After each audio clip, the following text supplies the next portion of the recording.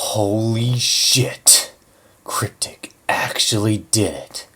They brought down Admiral Bobo. Let's see how the mighty have fallen.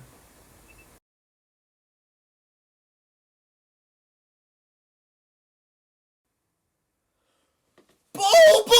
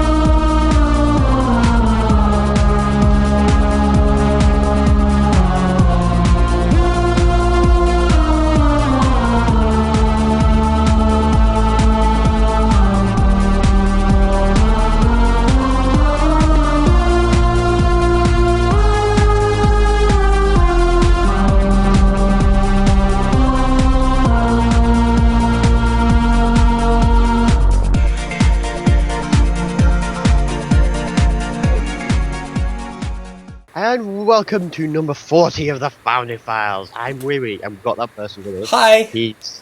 He's present day Murphy. Hi. Yeah. The douchebag Future Murphy traveled back in time last week apparently and just locked me in the closet the whole episode. I mean, what a douche. But yeah, what? And he made you wear sunglasses that whole episode. Like he threatened Wee Wee's life, and that's kind of a jerk move. It's not like I can do anything about it, though. I mean, he is my future self, but anyway, what's this show about? What's going on, Wee Wee? Well, we've got a review for this week, part 2 of the Purity series, which we'll get into later. We'll get into that. We got some interesting feedback here, and we got a little bit of news as well. Go. A little bit of news, which is it's almost an ongoing story arc of our own about the set of the Foundry, and we'll get into that in about a second, I think. Yeah, so why don't we just roll right into news for the week?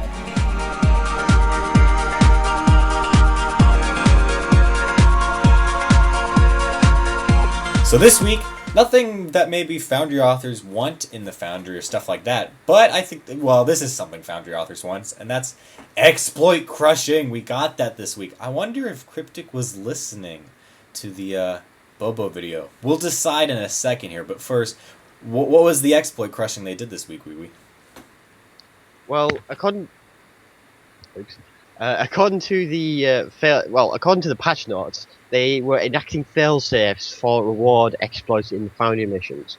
I'm not entirely sure what kind of exploits appeared now, because we haven't been aware of them until they put them in the patch notes. So obviously something's happened. Somebody discovered something and immediately reported it. Or at least something's been happening that they've noticed, and they've done something about it. And the second thing they said, the time spent on static maps or travelling between maps will no longer be counted towards a player's total completion time of the Foundry. So what that essentially means is, if you put, say, you talk to Admiral Bobo in ESD, and then you go to talk to the Ferengi in Rosanna, that travel time will not count towards the Foundry mission. Wait a second. That fixes the other end of the exploit we saw from the mission a while ago, when you could get thousands of lithium, where you could travel all over sector space and increase the average playtime. You can't do that anymore. Never mind the reward. Why did it take this long, though? Because we look at it, we covered this in our history. There was the whole, you pick up 40 missions, turn them all in at once after holding on to them for 2 hours, and boom. I thought this would have been fixed with that. Apparently it wasn't. So Why did it take this long? I don't know. There's got to have been some kind of trigger for it. And I'm not entirely sure. There must have been some kind of mission out there that there's been reported, like I said, or we just noticed. Something has to have triggered it, or they just simply took this long. I think they took this long because if you look at it, all those 40-some missions you'd pick up, even though they're not as like friendly at that point when you say, oh, you can't have this many or you only get one reward per hour, you could still pick up one of those missions and hold on to it and still get a pretty decent reward. The static map between traveling times, I have to admit, that could have really been done useful sooner. I can't really see too much time put into that. Yeah. Something had to have triggered that. So therefore, but the first one, enacting failsafes for reward exploits in Foundry missions, what does that mean? That's really vague, and I don't know if that's just to say we did some other things. I'd like to know what that was. The question is, they're enacting failsafes. What failsafes are there for reward exploits in the Foundry? Now, reward exploits effectively means getting more dilithium and more stuff that you should. Mainly dilithium, because that's, one of the primary currencies in this game. Now, failsafes, I'm not sure. We already have the 1 hour in between Foundry mission rewards. I'm not entirely sure what else they could do. I'm not entirely what other saying that, I have no idea what kind of trigger would have happened, no idea what kind of exploit mission would have happened, because something have to have triggered that one, and therefore the second one, for both to work, for this to happen now, because logically, it makes no sense to bring it out at random. It absolutely makes no sense whatsoever. It's kinda something had to have been out there, somebody reported, and I'm curious to what that is. As much as, maybe that sounds bad, I don't know, but I'm curious to see what that was, and then we can... If we find out that it was, maybe we could expand our minds a little bit into other areas of Foundry where we didn't even think of exploits could happen. Yep. But, so it's nice to see these fixes coming to exploits, but, are they doing their job? We will discuss in our new segment, Where in the World is Admiral Bobo?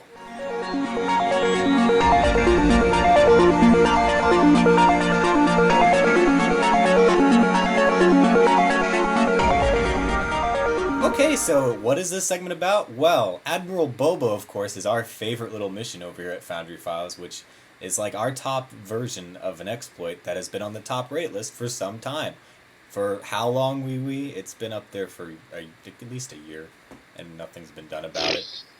I don't know. So, from now on Foundry Files, each week we will now cover where Admiral Bobo is on the top rate list until something is done about it. Because, of course, it's still irking us quite a bit. But... so my question for you, Wee, is where on the top rate list is Admiral Bobo this week because of these Foundry exploit fixes? I'd still say it was in the top 10, not top 5. Yeah, It is still in its same spot as it was when we first covered this. Spot number 5, immediately followed by the easy version of Admiral Bobo. So... these exploit fixes did not fix that exploit at all. So this is why I'm going to argue I don't care for these. They're nice, but they haven't fixed the ones that are on the top rated list still. There's an unfortunate predicament with Admiral Bobo goes to war. Yes! My TARDIS fell off. The unfortunate predicament is basically that, well, that mission already has a number of like high star missions. So it's already up there with a high number of people who have high starred that mission already. So unless they physically remove the mission, there's not much they can do. Unless like 1,000 different people all 1-star it at the same time for some broken thing. But what is stopping them from removing it? There's a EULA that says they can remove whatever hell that mission they want to. So, I wasn't there that week, was I? So yeah, you weren't here for when I ranted on exactly Bobo. So. But something about the mission made it somehow legitimate in a way. Here's my argument, and I think I've talked to other people who agree. Importantly, does it qualify for Foundry rewards? Yeah. Here's what it does. But it's not legitimate. Here's the thing: is you can go into the map, you can AFK for some point. Here's the way the mission works: is you can warp in, you can set all your weapons to auto fire, and enemy ships will warp into a nebula static effect. So basically, you don't really have to do anything. You can even sit there and hit one button if you really want to stick around. Or you can go AFK for a bit as your ship just fires, because this enemy ship has no shields, so nothing's going to happen to you. Surely you'd have to tab target or click target in order to actually fire it in the first place. I don't know, but still, the nebula stack effect in its own way is being exploited here. I mean, it's making the combat mind-numbingly easy just so you can get tons of loot real quick and move on. It's not like a grind mission, which I still have issues with, but it's not exploit stuff. A grind mission's different if you have to be there physically doing things the whole time. Bobo, it's kind of mindless, I'm being lazy and killing stuff. So that's why I'm classifying that as an exploit. It's kind of ridiculous. Good thing you got your TARDIS back up there. Hopefully it sticks around for the rest It's gonna of the episode. fall off in a second again, isn't it? So I'm hoping we get some more Foundry exploit crushes there, especially because we still have tons of exploits and grinders at the top of the top rated list. Hopefully that gets fixed soon. Because again, every time I play Neverwinter, I get really pissed off that the Neverwinter Foundry looks so amazing compared to ours when you go through the search list. Like, I'm sure in the Neverwinter one, there are missions that are just mainly meant for combat, but at least they're not named Grind Orcs 1. It actually has a name where it seems like somebody put effort into this, so. But anyway, we'll keep you updated on where Admiral Bobo goes from here. But why don't we actually talk about a mission that has some work put into it, Purity 2.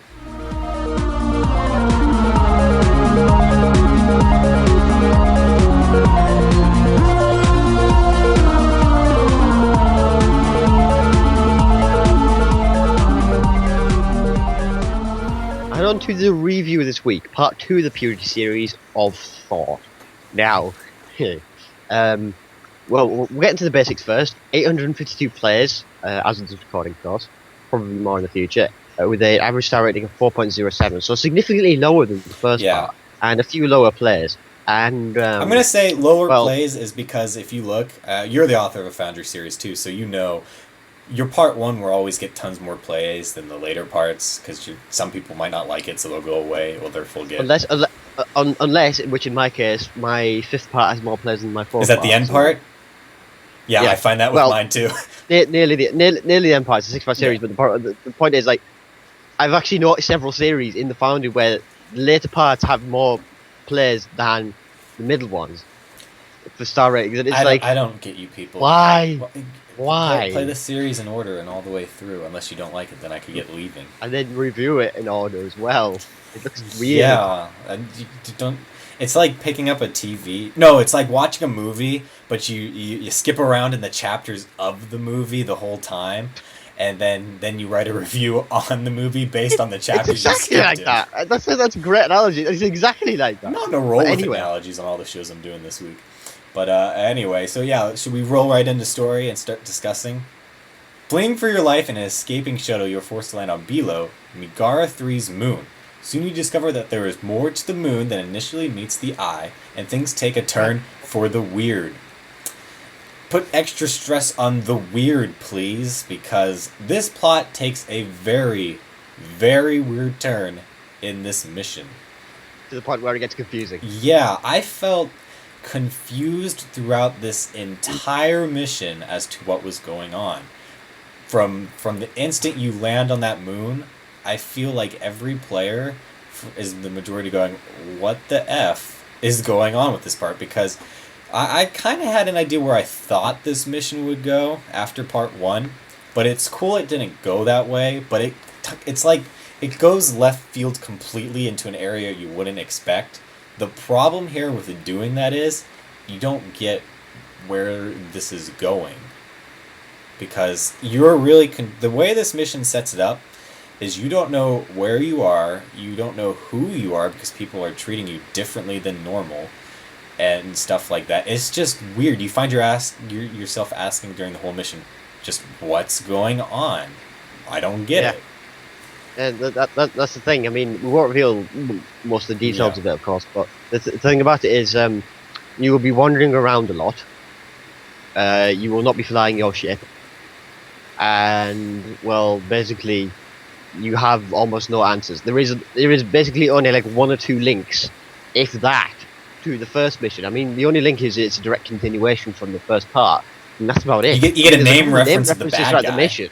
But that's it. I mean, it references the Admiral once or twice, but that's it. That's it. Like the rest of it it's completely not there. I mean, in the second part tradition, it's usually good to have multiple connections, at least 2 or 3 connections to the first part to give it some kind of connection, to give it an idea of like, right, this is the second part, this is what's happening, and these are the reasons because of what happened in part 1, for example. In this, you are fleeing as a result of part 1, and that's it. Yeah. You somehow get into the situation where you have no idea what's happening. You don't know who anybody is, and that's you don't it. even get the politics of what was going on, because the whole part of part 1 was to explore what was going on this planet and the politics of that, and then just suddenly out of left field that all changes. It does. And it's just confusing. Now that would be fine. I'd be fine with that because it's a mystery. Mysteries are cool. They keep you playing to figure out what's going to happen. The problem is there's like a specific mystery formula we've kind of discovered, and that's kind of basic to writing, and H2O Rat's mission does it perfectly. There is a mystery in that mission, and more questions do pop up as you play through that mission, but at the same time, questions are being answered so the players aren't left confused. They start to get things. And this mission, that doesn't happen. No. I mean, usually in story acts, it's usually a good idea to have an overall mystery, and with sub-mysteries as well, that are usually limited to each mission, maybe a mission or two, depending on where the missions go. But usually that's the case. In this mission, you have a mystery that is never answered. And it might be answered in the next episode, I'm hoping. But yeah, this one, usually in a mission, it's usually a good idea to have a subplot, which this did have. Granted, it was left field. But the mystery was never solved. You were left with the end of this mission thinking, right, we think this is happening, we don't know why, we have no idea what's happening. Oh, the mission ends. You're left in a confused state. Yeah, that's a very important part to bring up. When you hit the end of this mission, not going to say what happens, but when you hit the end, you're left kind of like, what the F? What's going on? You're left in that confused state for the next part. And the difference here is, compared to like a normal Foundry series, this is more like a featured episode series. You're waiting a whole week to the next part. And I've heard from the authors of this series, because they've been getting a lot of other complaints from people about what happened in this part. And they've been saying, well, you got to wait to play part 3, and that will make more sense part 2. The problem is we just got part 2 right now. The other problem is, too, I'm wondering if we'll have to play part 3 to see, but part 2 is really short. Like, I was really surprised, because the length was definitely shorter than part 1. So when you hit that ending, you're like, oh, already? And I still have questions? And that's weird. My gut feeling is telling me right now, when we review part 3, we're gonna feel that some of that should have been moved to part 2. I've seen in the past where part 2 is like this. The first one is better than part 2. Part 3 makes up for it in such an epic way that it's just like, well, it was worth the wait. I've seen that in several cases. Some others I haven't. I mean, I think Revo's mission could be an example. Part 3 was epic, absolutely epic. It was part 4. What it did. What was a part 4? I remember that because that was the most awesome Cleon mission ever. You get the general idea. Something similar happens in a lot of other story arcs, and in this series, I'm hoping part 3 that is the case. Yeah, because this story started out so well. Like, the plot was my favorite part, and I always felt at the end like, what just happened to that amazing plot? Now it definitely did drop a bit, and it was just kind of weird. So I'm hoping something else happens with this story to kind of make up for this. But let's move into the other aspects of the story, because we've talked a lot about plot here. The characters are okay, but none in this mission are very memorable. I mean, we got introduced to a lot of great characters in the last mission. The only one that's referenced from the last mission is this bad guy by your boss, but they have no role into what's going on. You meet a few characters, but they're not really big. The only one that has some interest in is like right at the end before that cliffhanger. Yeah, the thing about the Admiral character is, I've seen in a few Foundry missions that the villain is built up in such a way where you almost never see them. It's along the same lines of Kirk and Khan never actually physically meeting after Space Seed and in Rapid Khan. They never physically meet. It's along the same lines. And it's a bit like the build up to the Dominion, for example. You almost never see the Founders apart from a few different episodes. And then the Dominion War. But in this mission, you never see the Admiral at all. But she's referenced a couple of times. And, I mean, granted, in this mission, it's kind of left field. It doesn't make sense, this mission, sometimes. And it's kind of irrelevant you can kind of get the impression it's irrelevant, that you don't really meet the admiral, and it can kind of build up in the same way villains aren't seen. But traditionally, villains usually do have a good type of like involvement and build up when they don't appear. But they've done something that's like directly affecting what you're doing. In this case, it's not really that much, but the general idea is still there. Yeah. Moving into dialogue, I felt it was still well written in this mission. I didn't have any major issues. Did you feel the same way, Wee? No major issues with dialogue? I'm not sure. I mean, nothing stood out. The dialogue was well written. The dialogue was well written for each character, but the plot just didn't make any sense for half the time. So it's like, well, the dialogue's probably good for the character, but I don't know. Yeah, you're too busy focused on that aspect. It's not enough build up. You talk to them the once and you move away. So. Though I do like the one review I saw when I was going through review comments on this mission. They didn't like the English spelling of in this mission. English. Yeah, they like, and I would think, oh, they just mistyped English in their review. No, they did it twice. So, moving on though, canon usage was very good. Nothing breaks canon in this mission, so that's always good because that really irks some people, myself included. But there is very little touchstoning on this mission from other Star Trek lore. I mean, you've still got the first contact stuff going on and phasers and stuff like that. But otherwise, not much really to be touchstoned on. Oh, there is sort of like a general idea of this mission I could see. Yeah. If you think back to a Deep Space Nine episode where it's at a point where Odo's human, and Sisko, Bashir, Garrick, and him are in the runabout, and they somehow fall asleep and get sent back in time in their dreams to Deep Space Nine during the occupation. There are elements which you could think of like that in this mission, I'll put it that way. There are similarities in a few of the cases, if you think about it. So it'll make more sense when you play the mission if you actually follow the plot properly. No grammar and spelling errors. Story clocks in at 7.43, tied 42nd with Crouching Tiger Gore, Hidden Demon. But don't you mean tied 42nd with the... Oh yeah, right. We're changing up numbers now because we don't like numbers, so we're going. 42nd is no longer 42nd. It's 40. It's 42. Yeah, so don't get confused with it. That's just how now we're doing math, and that's the end with a B, and then you get the idea. It's international math now, guys. But yeah, so story still is doing good here, but I think after the great story we had in the last mission, because I forget what it scored last time, but it was much higher than this. It's kind of sad to see the drop. Because you got that great story where you're just like, ooh, awesome, and then it drops a bit. So hopefully that does pick back up as the parts go along. But we'll move on to technical now. Technical did really well in this mission, though. I will give this mission that.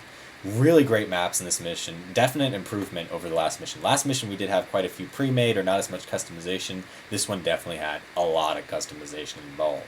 I mean, you get a building you can go into, which is going to have some awesome triggers. You get the subway system. That map I really did like quite a bit. Stuff like that. So you get some really nice maps here, all had a lot of time put into them. So that's really nice to see. Great transitions are used in this mission, especially when you avoid map transfers. This happens when you're leaving the building. It uses cool triggers, because I could see if you went with a pre-made map, how you'd have to change maps in order to do a bunch of stuff to it maybe, or something like that.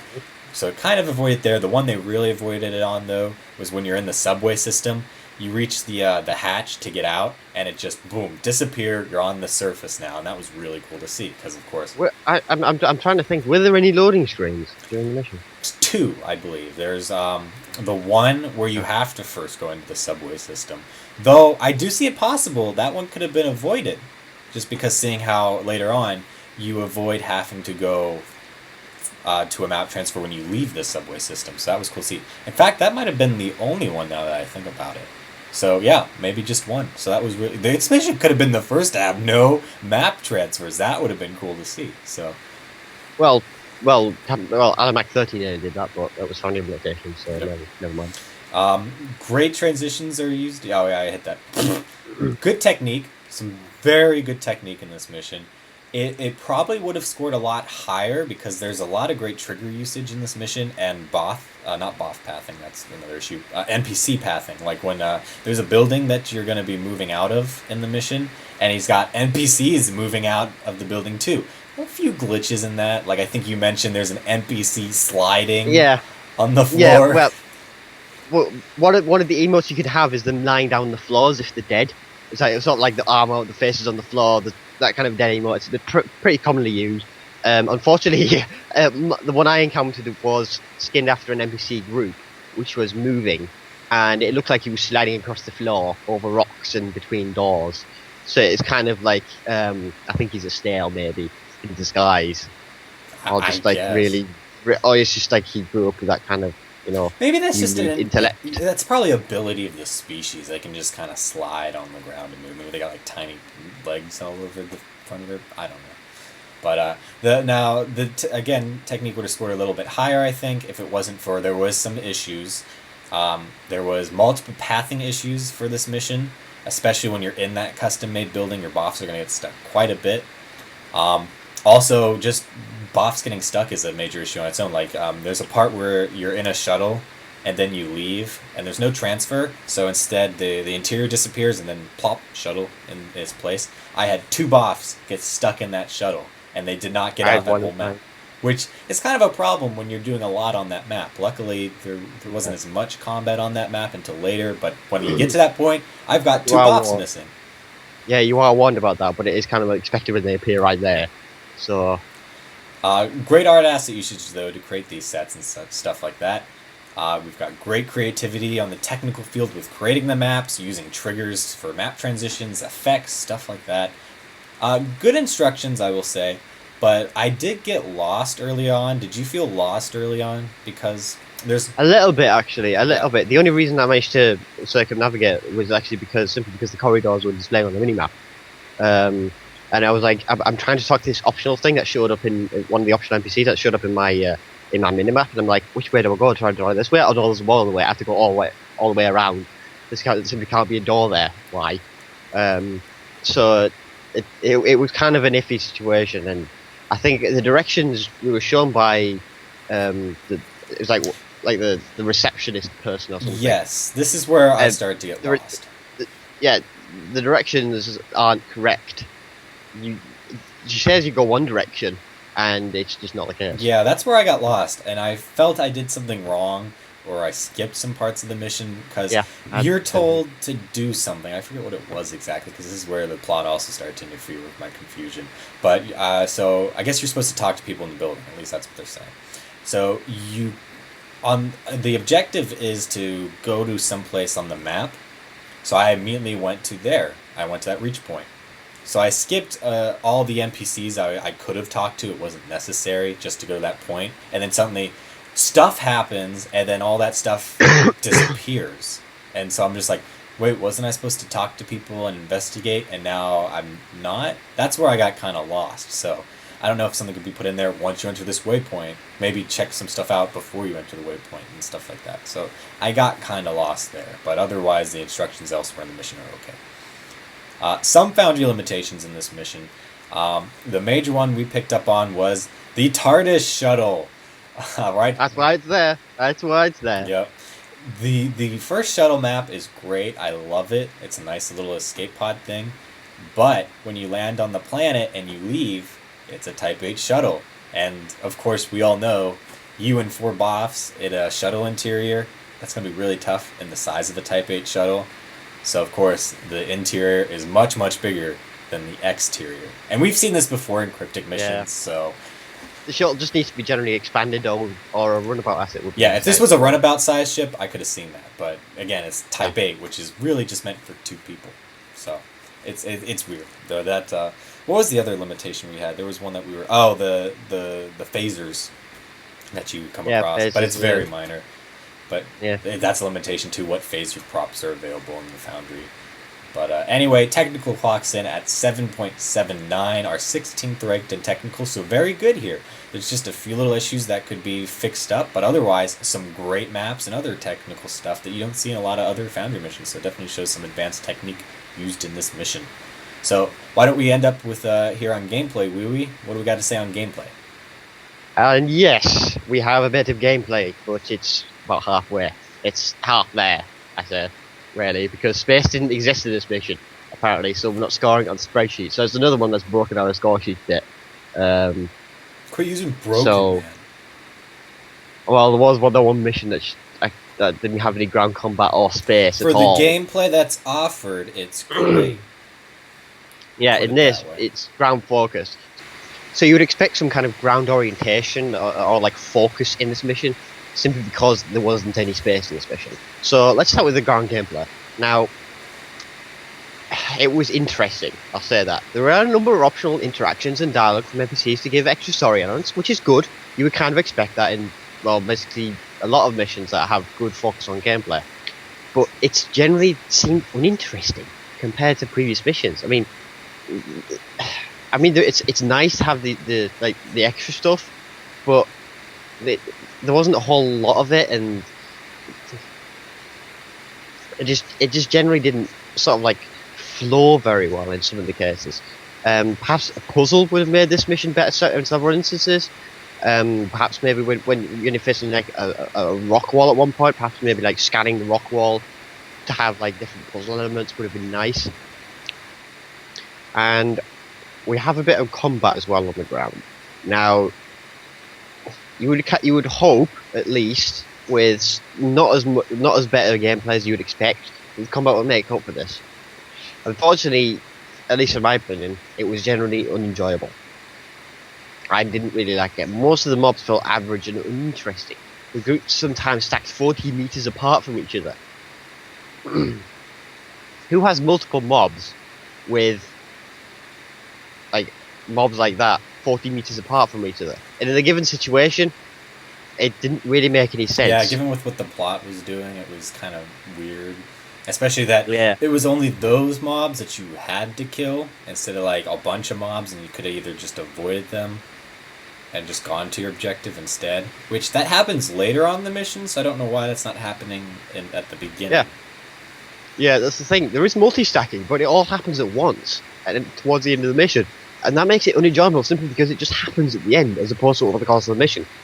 Clumping something together is not as fun as putting it over time, because at least over time you have the same type of sort of like expectation. In this, you're sort of like, oh, the combat is generally unenjoyable, and then you run into these whole bunch of mobs at the end thinking, why couldn't this just been done before, rather than just a lonely group by itself? I mean, okay, they used high-level mobs, but it's, in this mission, considering what enemies you're facing and the sort of the overall like orientation to ground, you would expect better combat, to be honest, if I'm really truthful on that, because I just didn't like it. I really didn't like it and didn't enjoy myself in this mission. At least on gameplay. I found it was okay. Nothing really shined through, but I wasn't really necessarily having fun with the mission. Like, none of the combat I was enjoying and going, oh, this is awesome. It was just kind of like it was there. That was my feeling. It wasn't like, oh, I hate this, or but it might have just been because I was too focused on the story for this one and trying to figure out what was going on. Because I feel like that was what I was spending my time on, not like, because here on the show we look at all the different aspects of the Foundry mission. And so, but in this one, when you play it, there's always something you're really looking at. And for me, that's always story. And I was really focused on that, just as a player, trying to figure out what was going on, and not really focused on the gameplay aspects in that. But yeah, and that being said, there is a bit of replayability, and it's manually present though. I mean, you've got a bit of alternate dialogue, but that's about it. I mean, with no multipath ending, to be honest, considering that it's another cliffhanger, you wouldn't expect an alternate ending. Yeah. So the most you could have gotten is a 9. Yeah, it's set up where you get a choice that could lead to a multipath, but it's pretty obvious that there's only one path. Either choice would get you. And it really, in the end, doesn't even matter what you picked there, because immediately something else is going to happen. So, again, this is another one kind of like last mission where there's not really multipath. It kind of sets the illusion that there is. But what gameplay score overall? Gameplay scored a 7.2, which tied 22nd with First Cause Then Effect. So So it's still good in scoring there. I think it hasn't really much changed from part one, from what I remember. At least when I checked for my scores, my gameplay score was still around what it was in the last mission. But again, there could be some improvement, especially for those players who are looking for a more gameplay focused mission. Because seeing as this is being spotlighted as featured episode series, you've got a lot of players coming in for this that are kind of looking for that, which the featured episode series, while they do have a great focus on story, also try to provide good, interesting, and different gameplay for parts. Which, like, let's look at the Romulan series. You got the first mission, which is like a shuttle mission, so interesting gameplay aspects there, and immediately the second mission completely changed up where it's mainly a ground mission. You don't really have that here. The last mission was kind of a little bit of some stuff, a little more of ground. This one was then all ground, but nothing really different or new. So yeah, not really much of a change up. And still, I saw some reviews still where people are still saying we want more gameplay, more stuff to shoot. Now I don't want that to reach a grinding point, but I do agree there could be more gameplay aspects in these missions. we need to find something fun in the final missions where it makes sense. It's a good battle, and well, it would be generally enjoyable. And part of the answer to that would be a dreadnought group. Yep. Hand. But I would just like yeah, that. Not Our War did a great job of that. Thing has tons of fleet battles and stuff like that, where I think that's still the best Foundry mission we've played for a space one, and that makes sense to the story completely. And we played H2O's mission where you get a gradual buildup of the combat where it still is fresh and interesting. You don't really get that here, but hopefully in later parts we do. So overall, Yep. summary, what are we saying? Well, the story drastically dropped in this part when compared to part one. While it's still good, it takes a very awkward turn, leaving the player confused by the end of this part two. It'll be interesting to see how this fits with the next part, I'd have to say. Meanwhile, gameplay could be a little improved to a lot improved, but generally, tech in this mission is really well done, actually. Tech was probably the best part about this mission. It's just the gameplay and the story. The other two elements could have been improved quite a bit, especially the story, because half of it didn't make sense, to be honest. Yeah. Overall, it clocked in at 7.37, our 28th ranked mission. So that's where it stands right now. I'm still excited for part 3 because I want to see where this is going to go, because I got so invested to that part 1.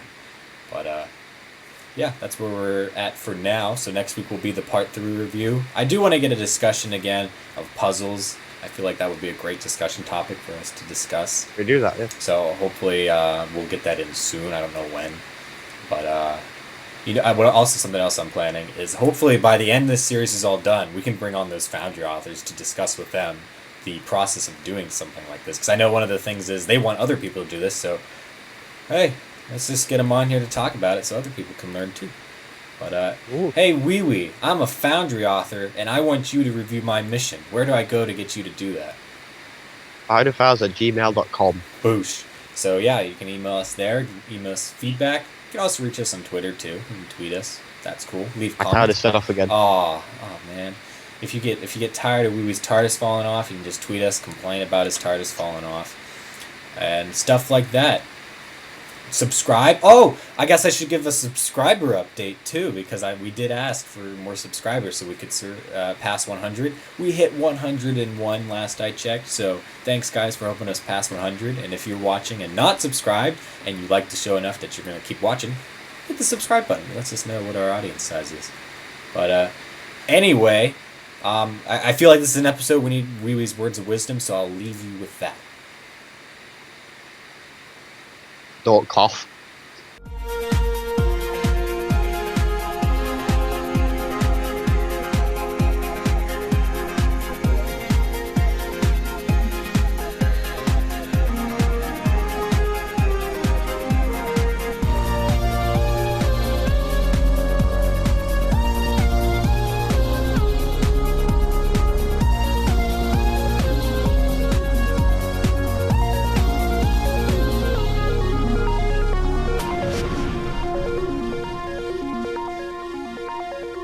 Yeah. Okay, so fleeing for your life here, you're in an escaping shuttle, and you are forced to land on Belo, Niagara 3's moon. Is it Niagara? I said Niagara. I want to start that over because that sounds a lot like Viagra, and I don't want to go to that. I really don't want a planet named Viagra. Okay, maybe I do. 1 minute. Oh, don't drink anything. I'm thirsty as hell. I need a beverage. A beverage. Oh, I got a water bottle here. Hold on. Haha. The Foundry gods. Hang on, show me that water bottle. Hold it up to the camera. I can't see because the bloody sun's blinding it. I don't know. That's the best thing I can do. Hang on. Let me show me your bottle. No, not the same. Mine just says pure aqua spring water, but the logo is like the same, All right. blue and green. That's a slightly different one. I have like 4 bottles. That's funny. And that's what I use right now. Looks Natural like spring water from Britain. It looks like a label you'd find on alcohol. You know, like the black. It's natural label. spring water from my area. The original British Spa Town. Is it from like a well out back? Water. It's spring water. Really, really nice. It's around from this area. Don't go to London and drink the water. It tastes like shit. Well, that's because they're peeing in the It's gutters as if somebody and stuff. It's as if somebody peed in the water supply. Well, they don't have like plumbing in London still, right? So they're all peeing in the sewers and stuff, right? The water comes from limestone. It comes into contact with limestone, gross. which makes it shit. Yeah, London, get with the game. Come on. it's better in the northeast. Anyway. Oh yeah, we're reviewing a mission.